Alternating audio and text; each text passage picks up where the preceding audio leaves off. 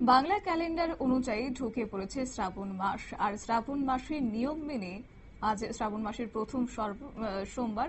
আর তাই বিশেষ করে ভগবানের উদ্দেশ্যে জল তর্পণ করলো আজ ভক্তবৃন্দরা। শ্রাবণ মাস মানেই শিবের জন্ম মাস। আজ শ্রাবণ মাসের প্রথম সোমবার আগরতলা শহরে বিভিন্ন শিব মন্দিরে ভক্তদের উপচে পড়া ভিড় লক্ষ্য করা গেছে।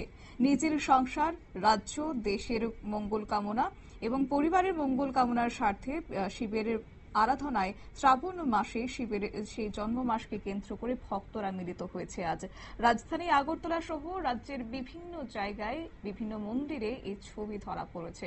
অবশ্যই বিষয়কে কেন্দ্র করে আজ কি জানিয়েছেন পুরোহিত, শুনুন। আজকে শ্রাবণ মাসের বছর হিসেবে আজকে শ্রাবণ মাসের প্রথম সোমবার, সেই জন্য ভক্তরা ভিড় আছেন সকালবেলার থেকে মন্দিরে। তাদের ঠাকুরকে বিভিন্ন জায়গার থেকে জল এনে ঠাকুরকে জল অভিষেক করছে।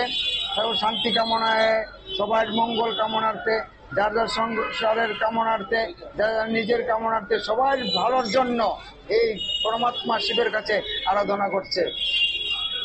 এই মাসটা কিসের জন্য? আজকের এই শ্রাবণ মাসের প্রথম সোমবারে শ্রাবণ মাসটা শিবের জন্ম মাস হিসেবেই সবাই গণ্য করে। আপনারা শুনলেন পুরোহিতের বক্তব্য। অবশ্য 18 জুলাই শ্রাবণ মাস শুরু হয়েছে।